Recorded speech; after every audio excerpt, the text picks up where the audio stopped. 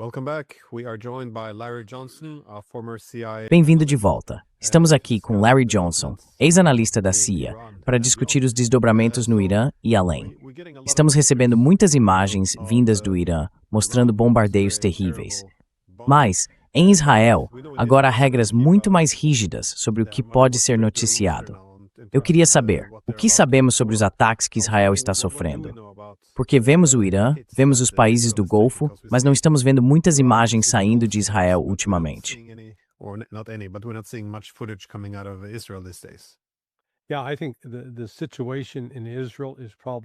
Sim, acho que a situação em Israel provavelmente está pior do que em Teherã, como consequência. Agora, não houve tantas pessoas mortas, porque o Irã novamente não está tentando matar israelenses, mas sim destruir sua infraestrutura, tanto econômica quanto de inteligência militar. Mas uma das maneiras pelas quais eles estão fazendo isso é por meio desses sionistas fervorosos, Larry Ellison e seu filho, que compraram o TikTok. Então eles controlam o TikTok. Várias das plataformas de mídia social que as pessoas usavam no passado para postar vídeos, agora são muito difíceis de usar em Israel. Então eles tentaram cultivar essa imagem de que Israel não está sofrendo absolutamente nenhum dano.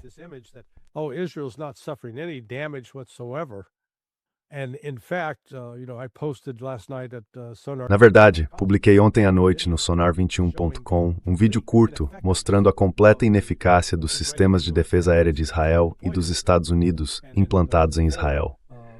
É possível ver 4 mísseis balísticos atingindo Tel Aviv e outros no horizonte. Então há relatos surgindo. Ouvi de nossos amigos em comum, Danny Davis e Doug McGregor, nós três temos conversado nos bastidores, e eles dizem que há uma resistência significativa em Israel. Está esquecendo a divisão entre a polícia e o exército, e há protestos. A escassez de alimentos, os abrigos não são adequados, e as pessoas deveriam estar no máximo 1 minuto em caso de ataque.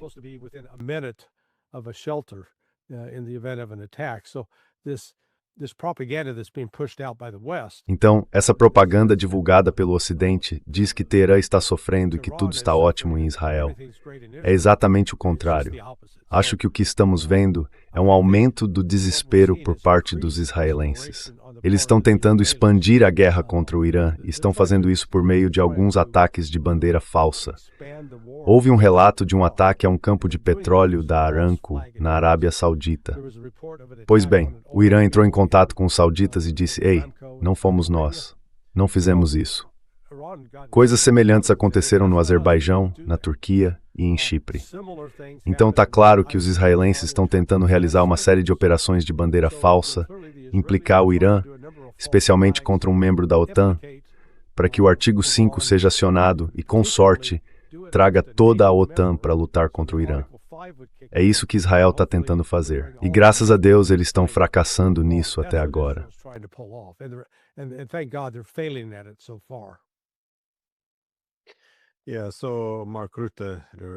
Sim, então o Mark Rutte acabou de fazer um discurso dizendo que eles não iriam acionar o artigo 5 da OTAN porque um míssil estava a caminho da Turquia.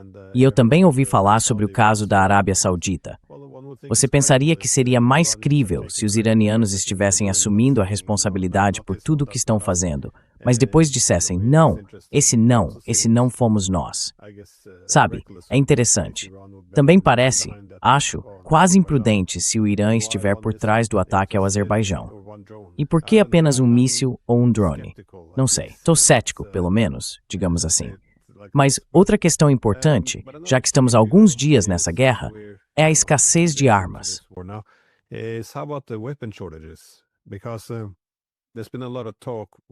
Porque tem havido muita conversa sobre se os Estados Unidos realmente se prepararam adequadamente para uma guerra tão longa, ou se basicamente apostaram que ela seria muito curta.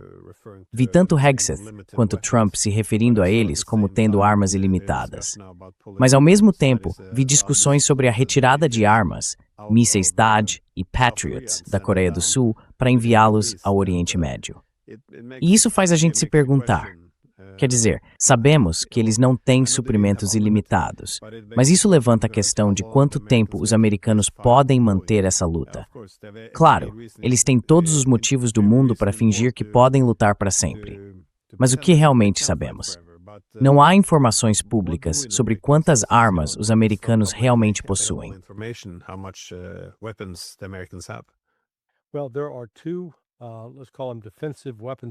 Bem, há dois, vamos chamá-los de sistemas de armas defensivas, dos quais realmente sabemos o status. O míssil PAC-3, que é lançado a partir da bateria de mísseis Patriot, começou a ser produzido em 2015. Entre 2015 e 2020, eles produziam entre 100 e 300 por ano. Então vamos considerar o total mais alto.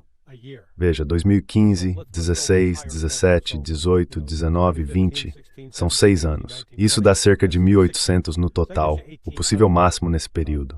Depois, em 2021, 22, 23 e 24, a produção subiu para cerca de 550 por ano. Então, novamente, vamos fazer 550 vezes 4. Isso dá 2.200. Somando aos 1.800, e minha matemática não é das melhores, mas isso dá aproximadamente 4.000. E então, em 2025, eles produziram 620. Agora, esse é o total de produção NITES. E lembre-se, mísseis Patriot foram disparados na Ucrânia. Patriot missiles have been fired in Ukraine. And normally when, they're being attacked, E normalmente, quando estão sendo atacados, você dispara no mínimo dois, mísseis Patriot contra o alvo.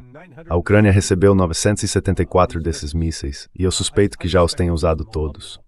Outro ponto é que nem todos os Patriots estão sob comando central. Eles não são controlados pelo comandante responsável por todo o Oriente Médio. Há alguns Patriots no Indo-Pacom. Eles precisam estar prontos para enfrentar a China. E o comando europeu também deve ter alguns. Então, no fim das contas, restam pouquíssimos Patriots.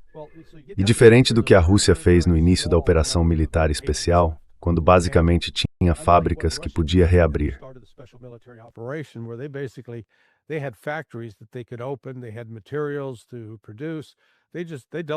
Eles tinham os materiais para produzir, simplesmente dobraram ou até triplicaram a produção. Colocaram seu pessoal para trabalhar 24 horas por dia, 7 dias por semana.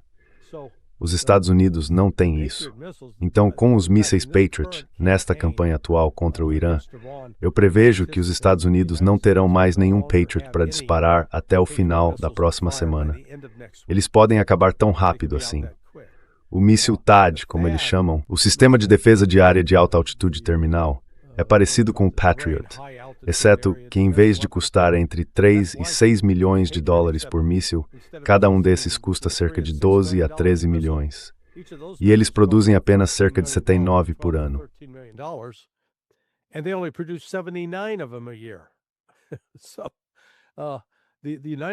Então os Estados Unidos não estão sentados sobre amplos estoques de armas.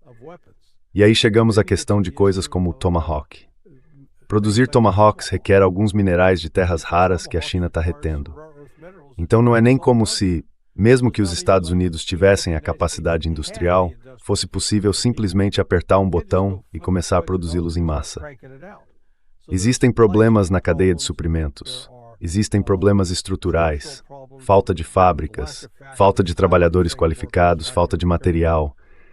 Portanto, sim, esse surto de atividade que vimos desde o último sábado, os Estados Unidos não conseguirão sustentá-lo por mais 3 semanas, na minha opinião.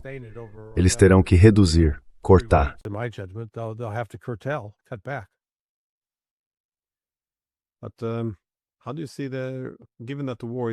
Mas como você vê isso? Considerando que a guerra não vai bem, os Estados Unidos podem começar a ficar sem munição. Os iranianos claramente atacaram algumas bases, o que dificulta o reabastecimento e a reposição de armas. Então, se eles tiverem que navegar muito longe, a logística também se torna um problema. Parece que a estratégia mudou um pouco. Em vez de libertar os iranianos, agora eles parecem estar apenas lançando bombas em massa sobre Teherã. E agora não é só conversa. Já há movimentos em relação a tropas em solo. Provavelmente não americanos, eu acho, mas pelo menos procuradores como os curdos.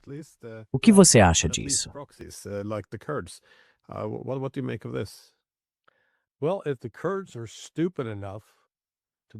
Bem, se os curdos forem ingênuos o bastante para acreditar nas promessas da CIA, eles vão se juntar a uma longa fila de pessoas ao longo da história que confiaram na CIA e acabaram traídas, mortas e empobrecidas.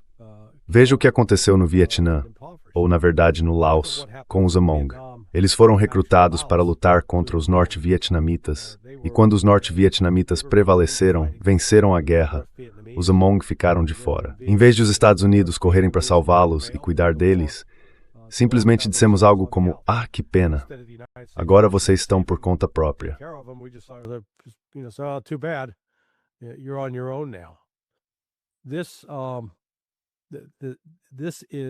Essa é uma estratégia bizarra, tentar, digamos, colocar tropas em solo iraniano. O território do Irã, especialmente ao longo de sua fronteira ocidental com a Arábia Saudita e o Iraque, é um terreno acidentado, semelhante ao que vimos no Afeganistão, montanhoso e difícil de operar. Então sim, você poderia colocar um grupo insurgente lá, mas eles ficariam tão isolados que não teriam nenhum impacto na política do país. E aí surge a questão da logística. Como mantê-los abastecidos? Sabe, se eles estiverem disparando qualquer tipo de munição e entrarem em um tiroteio,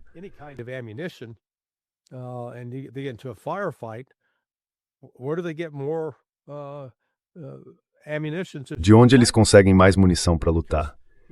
Porque veja bem, não sei se você já carregou uma caixa de munição. Elas pesam cerca de 22 quilos, mais de 45 libras. Uma pessoa talvez consiga carregar uma dessas, mas não vai carregar duas. Você precisa levar outras coisas nas costas. Então essa ideia de que eles vão colocar uma força terrestre para pressionar o Irã, isso vai acabar em desastre para essa força terrestre.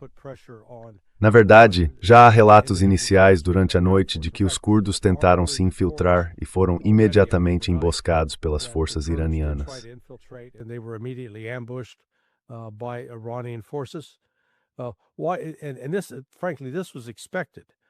E francamente isso já era esperado. Por que você acha que a Rússia vendeu, ou deu, aqueles 28 helicópteros de ataque para o Irã há 3 semanas? Porque eu acho que a inteligência deles era tal que sabiam que isso fazia parte do plano. Temos visto o Ocidente tentando pintar uma história de que o Irã está em frangalhos, com suas defesas encolhendo, incapaz de resistir ao poder de um ataque dos Estados Unidos. No entanto, nos últimos 3 dias, 4 F-15 Eagles foram abatidos. O último ontem foi derrubado sobre o Irã. Houve o que eles chamam de uma missão de busca e resgate em combate.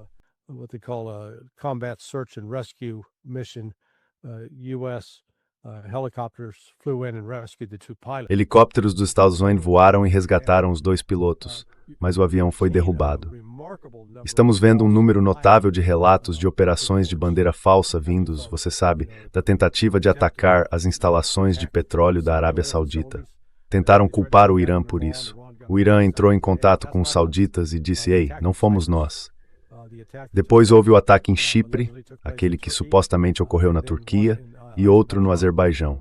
A estratégia de Israel, ao que parece, é envolver a OTAN e expandir essa guerra para que seja a OTAN contra Irã, não apenas os UIMs e Israel. Mas acho que o Irã tem sido bastante eficaz em desmascarar essas operações de bandeira falsa.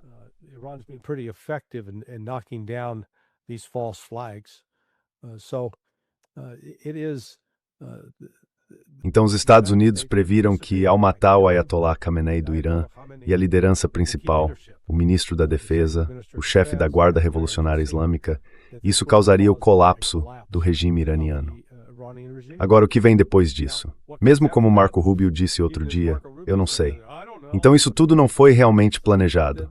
Houve algum planejamento, mas em termos de definir que tipo de resultado os Estados Unidos querem, tudo o que eles querem é que não haja mais mulás governando o Irã, e que quem quer que governe o Irã seja obediente a nós, faça o que mandamos e nos dê acesso completo e irrestrito ao seu petróleo e gás. Acho que é disso que tudo isso se trata.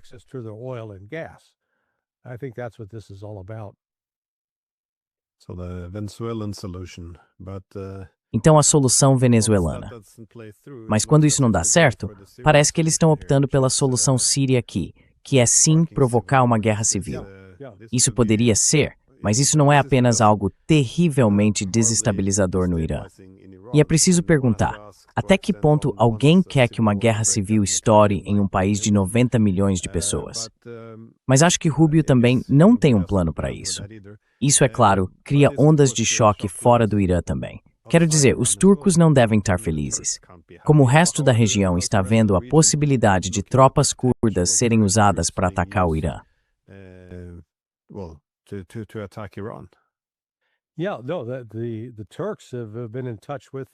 Sim, então os turcos têm mantido contato com os iranianos. E na verdade, essa é meio que a boa notícia disso tudo. Turquia e Irã estão se coordenando. Agora, os analistas ocidentais, as pessoas que aconselham Trump e os israelenses, realmente acreditavam que ao lançar esses ataques, iriam romper o tecido social do Irã e criar mais oposição ao governo. O que aconteceu foi exatamente o oposto.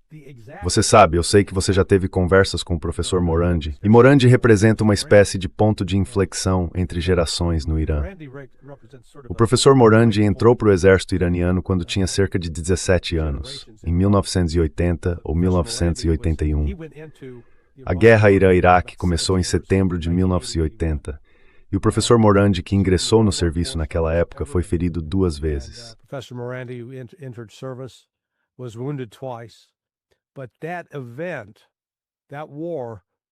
Mas aquele evento, aquela guerra, para as pessoas que tinham 17 anos ou mais, tornou-se uma parte importante de sua psique. Influenciou como elas viam os Estados Unidos, como viam o Ocidente e as pessoas que vieram depois. Digamos que o pessoal que tinha, 10 anos, em 1989, quando a guerra terminou, bem, isso foi há 37 anos. Então essas pessoas agora têm 47 anos.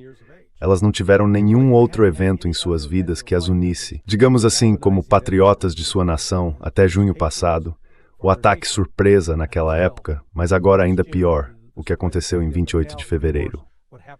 Como resultado, há essa nova geração que está no final da adolescência, nos 20 e nos 30 anos.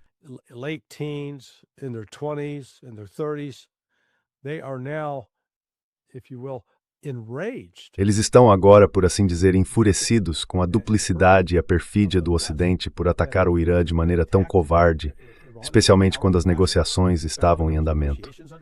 E então, para piorar, matar, não apenas matar, mas assassinar, pelo menos 165 meninas de 6 a 12 anos. Isso uniu o Irã de uma forma que ele não estava unido, digamos, há 1 ano.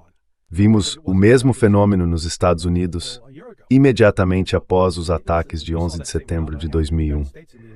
E foi isso que esses chamados gênios em Israel e nos Estados Unidos, que planejaram essa operação, não levaram em conta. Então, neste momento, eles tornaram mais difícil derrubar o regime iraniano. Ele tem mais apoio, não menos.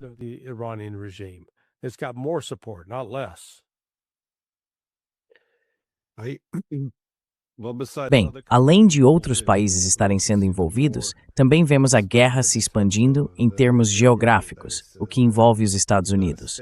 Um submarino americano afundou um navio de guerra iraniano, acho que não muito longe da costa do Irã, perto da Índia. Sim, era mais perto do Sri Lanka, mas eles tinham sido convidados para participar de um exercício naval. Então o Irã foi como parte disso. Quer dizer, o navio não estava armado para combate. Era basicamente uma missão diplomática de treinamento. E os Estados Unidos o emboscaram.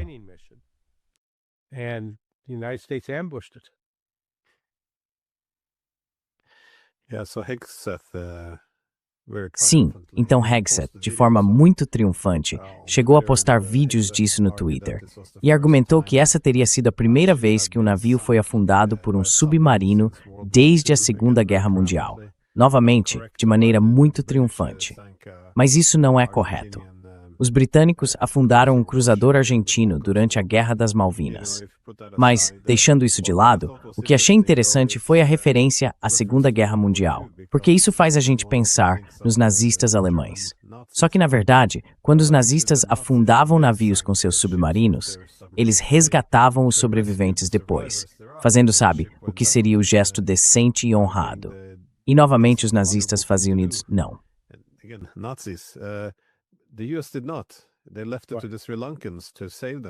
Eles deixaram para os singaleses salvá-los. É bastante chocante. Quero dizer, isso me lembra um pouco dos ataques e até dos double taps naquele barco na costa da Venezuela. Algo morreu aqui, como a civilidade, e há um certo orgulho por trás disso. Porque veja, o Hegseth vive fazendo esses comentários o tempo todo, dizendo que não vamos ser politicamente corretos quando lutarmos. Sabe, regras muito básicas do Estado de Direito, regras de guerra, estão sendo ignoradas, porque de alguma forma isso é visto como ser politicamente correto ou woke. Quero dizer, o esforço de civilizar o processo de nos matarmos uns aos outros não é fácil, mas tudo isso está sendo jogado fora. É realmente chocante.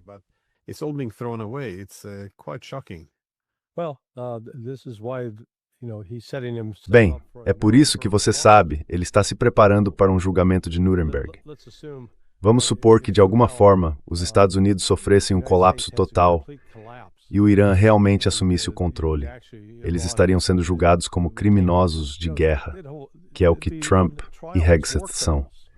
Eles são criminosos de guerra, e é nisso que estão envolvidos. Mas você sabe, eu estava sorrindo enquanto falávamos sobre isso. Você sabe quem são a Volvo e a Lexus, certo?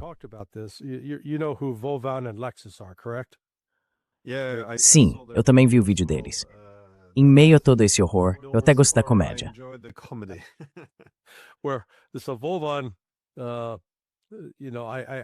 Então, Vovan, sabe, eu conheço os dois, passei um tempo com eles quando estive na Rússia pela última vez. São ótimos caras.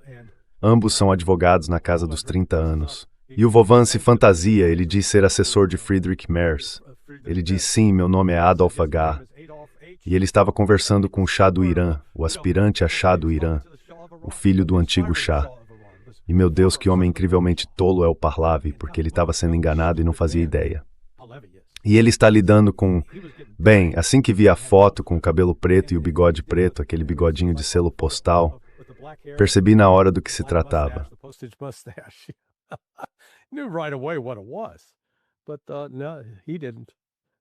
Mas não, ele não fez isso. Então veja, um dos assessores de Merz realmente se fantasiou de Hitler e se chamou de Adolf. Mas, além do humor da situação, achei fascinante por causa do que eles estavam prometendo. Ah, sim, os alemães decidiram. Vamos entrar na guerra. Nossos mísseis Taurus agora serão lançados sobre Teherã. E você se pergunta, sabe, a esse novo líder aspirante do Irã, como ele se sente em relação à Alemanha enviar mísseis para atacar o Irã? Ele diz, isso é uma notícia maravilhosa. Estávamos esperando que mais pessoas se juntassem a essa cruzada. Quero dizer,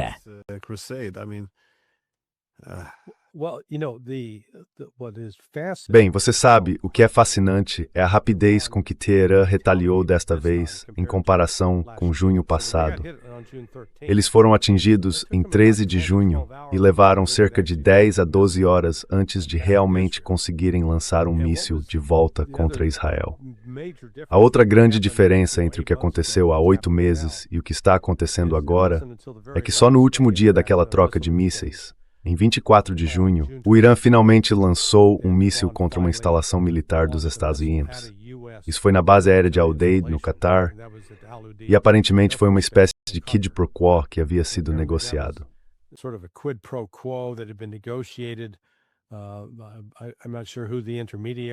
Não tenho certeza de quem foi o intermediário, mas os Estados Unidos e o Irã concordaram. Ok, vocês nos atacam, nós revidamos esta última vez.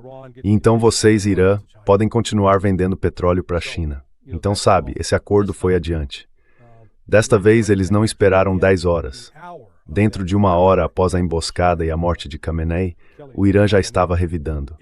Eles começaram a atacar bases americanas em particular, não apenas atirando aleatoriamente. Destruíram pelo menos 2, e vi relatos dizendo até 5, desses sistemas de radar que custam bilhões de dólares. Sabemos com certeza, o de Al-Udeid foi destruído, e outro no Bahrein, na estação naval da 5ª Frota, também foi destruído.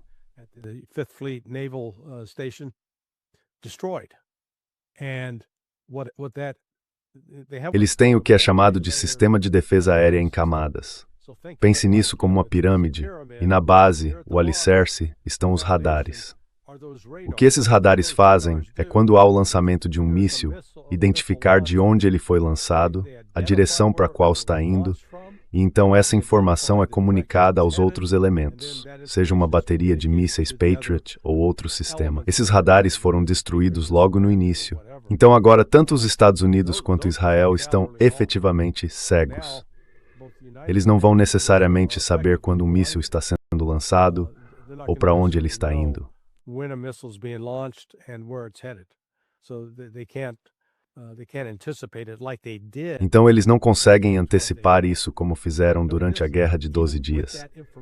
Mas observe o seguinte: mesmo com aquelas informações durante a Guerra de 12 dias, o Irã ainda foi muito eficaz em atingir alvos por todo o território de Israel. E aprendemos que o domo de ferro provavelmente é eficaz contra foguetes subsônicos, talvez um drone. Mas além disso, ele não tem nenhuma capacidade de interferir ou interceptar um míssil balístico viajando a Mach 6 ou mais. O mesmo vale para o Patriot. Você sabe, Ted Postol participou de alguns podcasts diferentes, mostrando como esses mísseis Patriot são disparados, erram o alvo e os mísseis continuam caindo sobre Israel. And the missiles continue to rain down on Israel. So I anticipate that as this attrition. Portanto, prevejo que à medida que essa guerra de atrito continuar em Israel, o país ficará cada vez mais desesperado, porque não consegue suportar a dor. É pequeno demais. A maioria das pessoas não percebe que o Irã é quase 3 vezes maior que a Ucrânia. E veja quanta força de fogo a Rússia empregou contra a Ucrânia nos últimos 4 anos. E mesmo assim, isso não levou ao colapso do regime de Zelensky, que conta com apoio externo.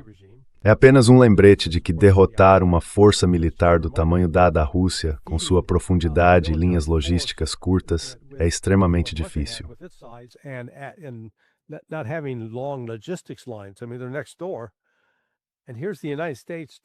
Quer dizer, eles estão ali do lado. E aqui estão os Estados Unidos tentando derrubar um país 3 vezes maior que a Ucrânia, com um exército mais forte, convicções mais fortes sobre sua nacionalidade e patriotismo, muito mais fortes do que qualquer coisa na Ucrânia. É simplesmente um erro de cálculo incrível, porque os Estados Unidos vão perder essa. E sabe, acho que a maior forma de derrota não será tanto uma derrota militar, embora isso vá ter um papel, mas a agência econômica, porque o controle do Estreito de Hormuz pelo intervalo mundial. Agora estavam pensando, isso vai realmente prejudicar a China.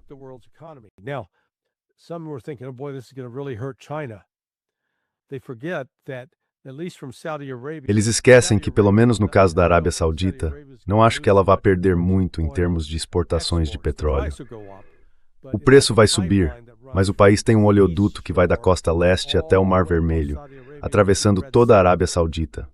Assim eles podem bombear o petróleo por ali, carregá-lo e enviá-lo. Isso só vai aumentar os custos de transporte, tornando o petróleo um pouco mais caro.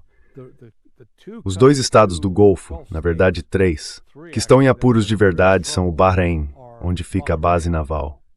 É o único no Golfo com uma população 80% muçulmana xiita.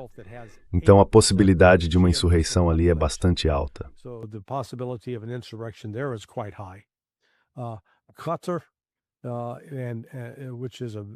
O Catar, que é o maior produtor de gás natural liquefeito do mundo, fechou completamente sua instalação. Os relatórios que li dizem que mesmo que ela fosse reativada amanhã, levaria um mês até que voltasse a operar normalmente. Então essa fonte de renda, em primeiro lugar, desapareceu. E depois, de onde os países que antes compravam esse gás natural liquefeito vão obter suprimentos alternativos? Porque da forma como a indústria do gás natural funciona, você paga hoje pelo que vai receber daqui a 6 meses. Ou seja, você firma um contrato.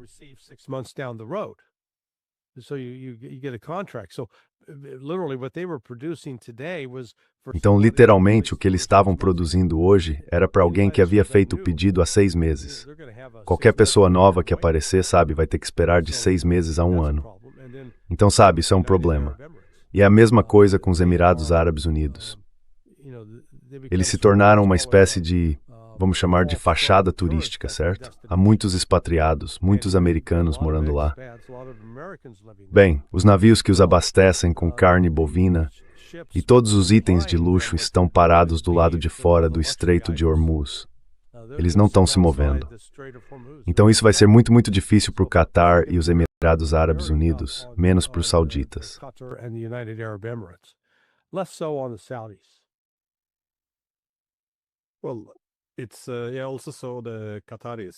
Bem, eu também vi que os catarianos tiveram que fechar sua fundição de alumínio.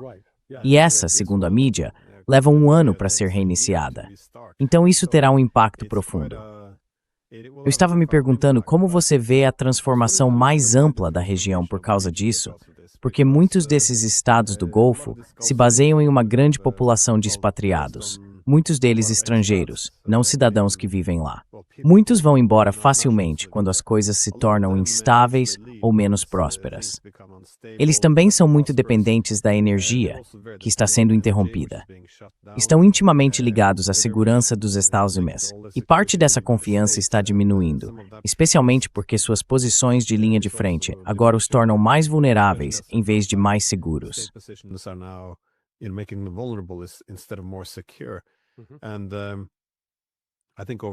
E eu acho que, no geral, muitos deles também estão começando a ficar preocupados. Sabe, muita gente faz parecer quase uma questão de bom senso que, claro, devemos reduzir os mísseis balísticos do Irã. Eles não deveriam ter essa capacidade. Mas qual é a alternativa? Se você tem uma grande potência como o Irã, que não possui um dissuasor convencional adequado, então ela vai buscar um dissuasor nuclear.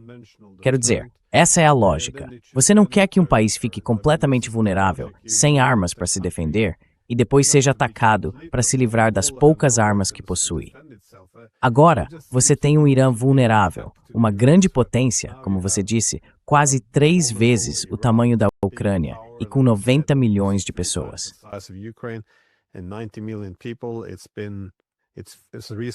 É um motivo para temer por sua existência. E está sendo negada a dissuasão convencional. Quero dizer, nesse ponto, quase parece tolice não desenvolver armas nucleares. E isso é algo que acho que ninguém quer. Então, o que acontece na região agora que os aliados dos Estados Unidos estão sofrendo todas essas punições? Os turcos não podem estar satisfeitos com o que está acontecendo. Tudo isso ocorre tendo como pano de fundo o embaixador americano em Israel, Huckabee, dizendo que, bem, se Israel quiser tomar metade do Oriente Médio, então sabe, Deus lhes deu isso. Nada disso faz sentido. É quase como se estivessem escrevendo o próprio fracasso. Essa é uma estratégia horrível. Horrível, se é que existe uma.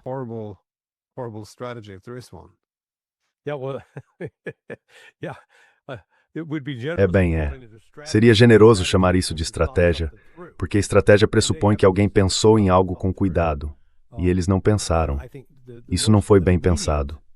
Acho que a consequência mais imediata desse ataque é que ele está expulsando os Estados Unidos do Golfo.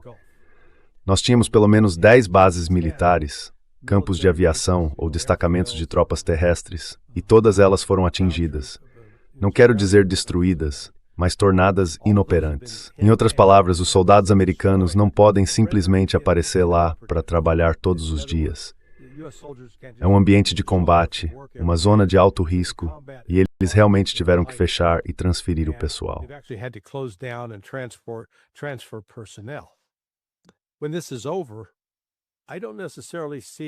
Quando tudo isso acabar, não vejo necessariamente, sabe, o Catar abrindo as portas.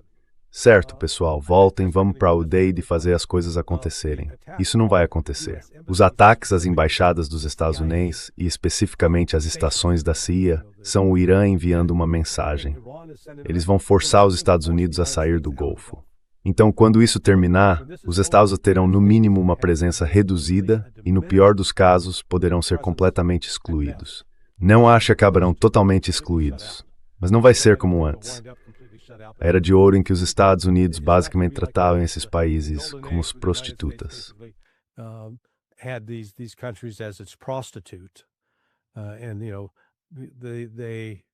E veja, eles confiavam na proteção dos Estados Unidos.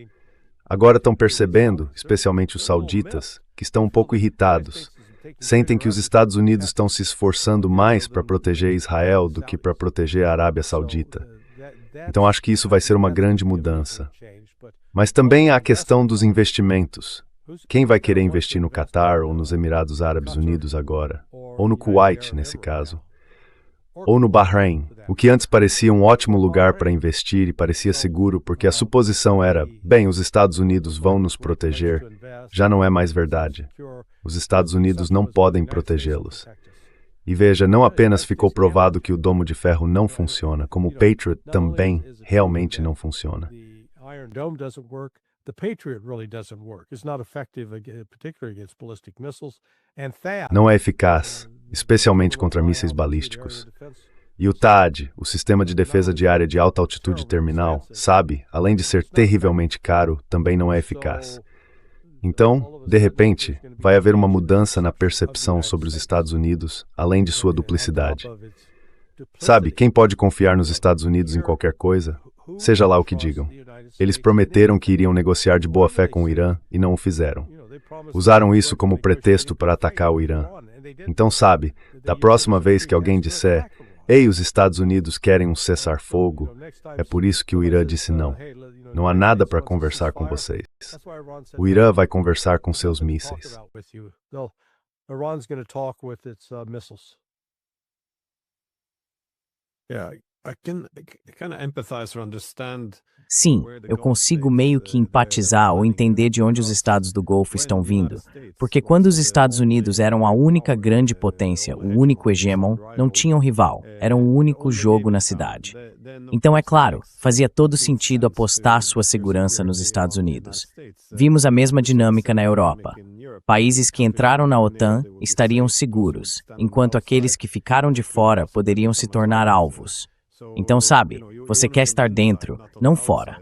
E eu entendo por que os estados do Golfo apostaram tudo no único cavalo da corrida. Mas isso era a América confortável, o hegemon sem rival. O problema no sistema internacional surge quando um hegemon está em declínio e outras potências rivais aparecem, porque então o instinto do hegemon será enfraquecer esses outros centros de poder.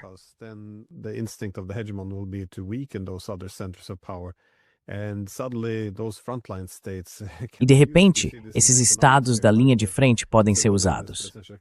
Você vê isso também na economia, aliás. Há uma disposição de essencialmente canibalizar as indústrias de Taiwan, da Coreia do Sul e de toda a Europa. E de repente toda aquela nostalgia sobre o passado, usar isso como motivo para continuar cooperando, não faz muito sentido. Acho que sim, o problema para os estados do Golfo é: para onde eles vão a partir daqui? Eles vão fazer as pazes com o Irã? Sabe, os americanos também não vão permitir isso. Então, o que exatamente eles fazem? Mas você tem alguma ideia? Você sabe muito sobre as divisões internas nesses estados do Golfo? Porque certamente, muitos deles devem estar preocupados com esses novos planos ou com a retórica que vem de Israel também.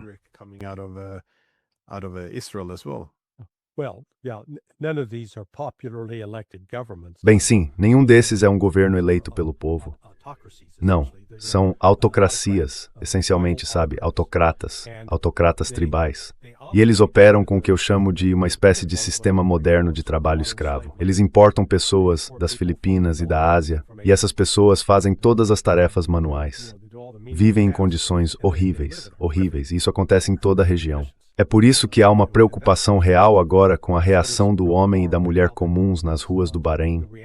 Eles estavam comemorando quando aqueles mísseis iranianos caíam e atingiam a base naval dos Estados Unidos, lá no Bahrein. Então, sabe, a possibilidade de surgir um movimento político em qualquer um desses estados do Golfo, Catar, Emirados Árabes Unidos, que desafie os governantes ricos atuais, é bem pequena, porque eles não têm uma base de apoio.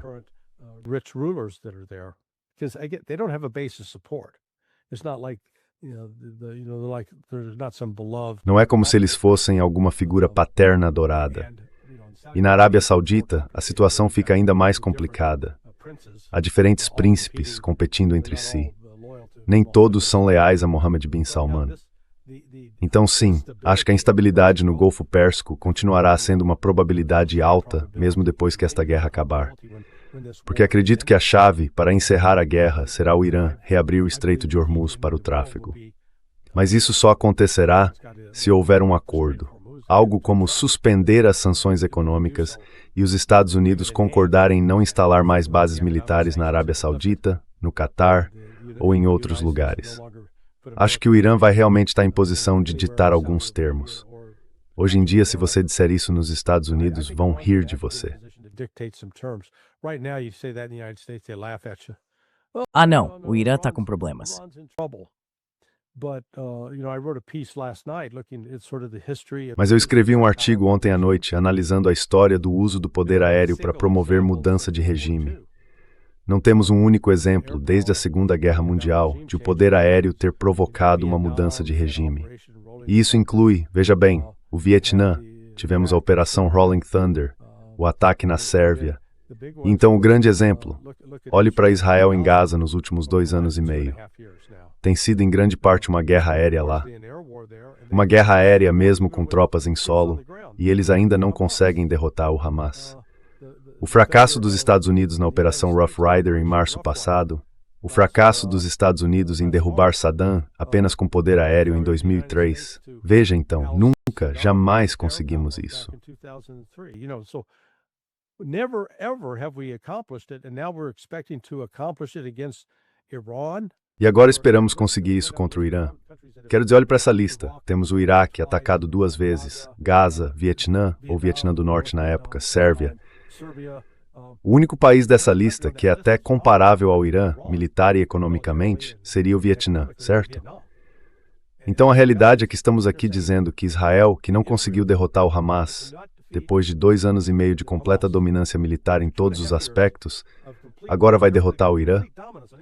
E, da mesma forma, os Estados Unidos, que passaram 7 semanas tentando impedir lançadores de mísseis móveis dos Houthis e fracassaram depois de 7 semanas, esses 2 juntos vão derrubar o Irã?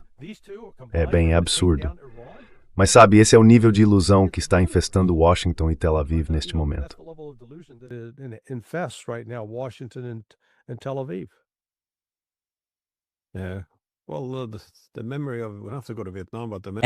Bem, a lembrança de, quer dizer, não precisamos voltar ao Vietnã, mas a lembrança do Iraque ainda deveria estar fresca nos Estados Unidos. O Irã tem quase 4 vezes o território do Iraque e acho cerca do dobro da população. Então é um país enorme e eles são devidamente desenvolvidos. De novo, considerando que eles tiveram que recuar do Iêmen, é meio fascinante que tenham decidido, bem, então estamos atrás do Irã. É um adversário muito diferente. Mas tenho que dizer, porém, que no Iêmen pelo menos houve um pouco de sabedoria do lado de Trump. Ou seja, ele entrou achando que faria muito melhor do que Obama, porque é muito mais esperto. Não deu certo.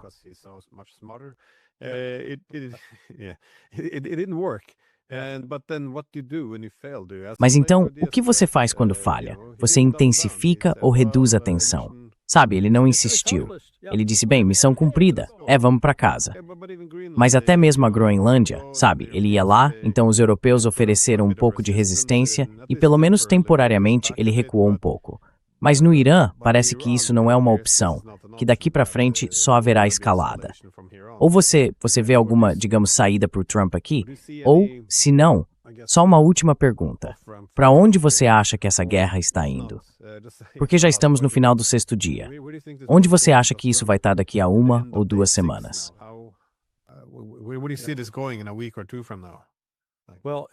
I think by the end of next week. Bem, acho que até o final da próxima semana o estoque de mísseis Patriot e THAAD dos Estados Unidos estará esgotado. Então haverá uma disputa dentro do Departamento de Defesa entre os comandantes do Indo-PACOM e do CENTCOM. O CENTCOM vai exigir todos os suprimentos restantes de defesa aérea do Indo-PACOM. O Indo-PACOM tem 3 batalhões de mísseis Patriot. Cada batalhão possui de 4 a 6 baterias. E cada bateria mantém um estoque entre 72 e 96 mísseis.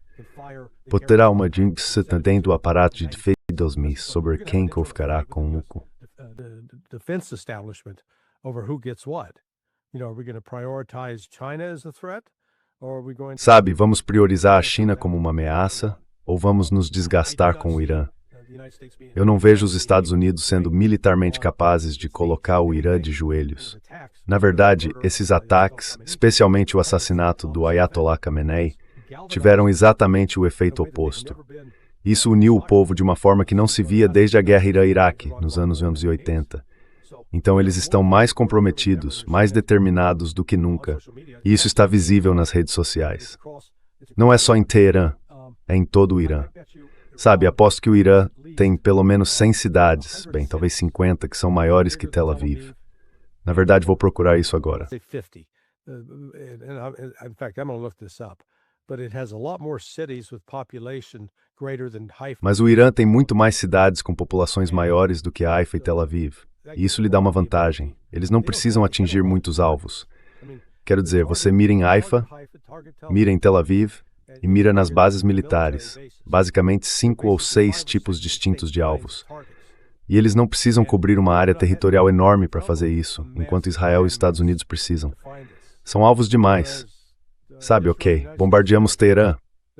Teherã é uma cidade de 12 milhões de pessoas. Todo o Israel tem apenas 7 milhões. Então, aproximadamente, Teherã é quase o dobro do tamanho em termos populacionais de Israel. Portanto, Israel representa um alvo muito mais fácil de atingir e devastar. So Israel presents a much easier target to hit and to devastate. It's far easier to destroy Israel. É muito mais fácil destruir Israel porque é uma área pequena e confinada, em comparação com tentar quebrar o Irã. E vamos novamente usar o exemplo do tipo de poder de fogo que a Rússia despejou sobre a Ucrânia nos últimos 4 anos. A Rússia causou danos massivos, mas isso ainda não fez o governo da Ucrânia desmoronar. Pelo menos ainda não.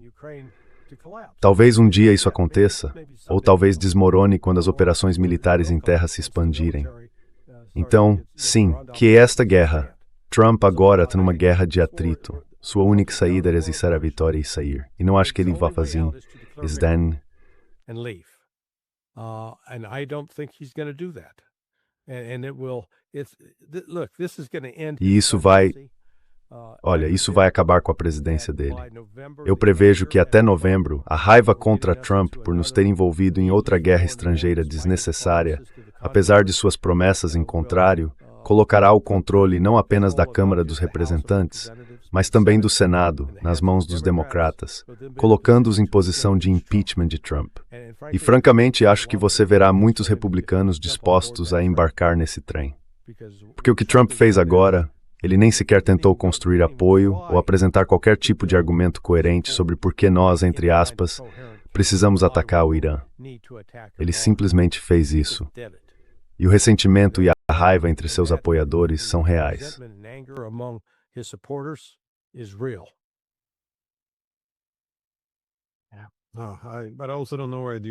Mas eu também não sei para onde os Estados Unidos vão a partir daqui, porque se eles não conseguem derrotar o Irã, o que podem fazer? Podem intensificar a brutalidade, bombardear áreas povoadas, tentar forçar o Irã a aceitar um cessar-fogo ou envolver outros estados, talvez o Azerbaijão, ou formar procuradores, como entre os curdos.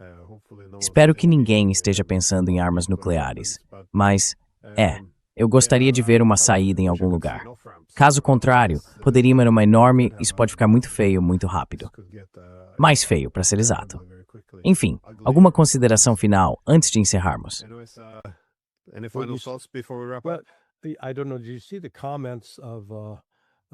Eu não sei.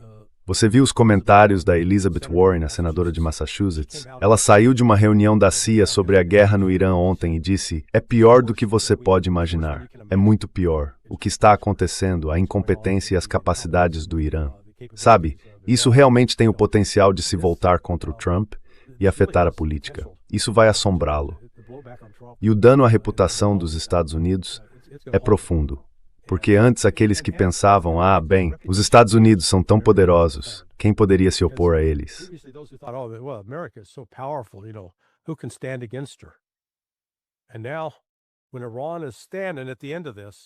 E agora, quando o Irã está chegando ao fim disso, e os Estados Unidos estão implorando ao Irã por um acordo para sair, para encerrar isso, eles vão recuar e dizer: espere um segundo. É como aquele momento no Mágico de Oz original, quando Dorothy chega ao palácio do grande e poderoso Oz, então o cachorro puxa a cortina e há um velhinho atrás dela operando a máquina. Esse será o momento mágico de Oz para os Estados Unidos, quando se descobre que não é o grande e poderoso mago, mas sim um velhinho atrás de uma cortina.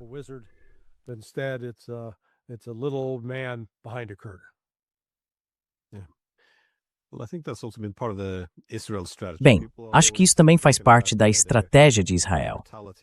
As pessoas sempre ficam surpresas com a brutalidade deles quando entram em guerra. Mas isso também faz algum sentido estratégico. Ou seja, se você quer que as pessoas pensem que Israel é todo-poderoso, que, se for para o confronto direto, destruirá qualquer adversário, sem limites, então os países veem isso essencialmente como uma estratégia inviável. Mas não, acho que muitas das ideias, imagens e reputações vão se desfazer. E isso também tem uma importância que vai além do lado material. Mas sim, como eu disse, obrigado por dedicar seu tempo. Passou rápido. Ah, sim, o tempo voa. Então não estamos no fim do mundo. Time flies, Sonny. Yeah. Yeah, of course, We're we're not not the happy. end of the world, so thank you. Wines divertindo. Mas de qualquer forma, obrigado, Talik Glenn. Você faz ótimo trabalho. Tá assim. Keep it up. Obrigado, Larry. Ok, tchau.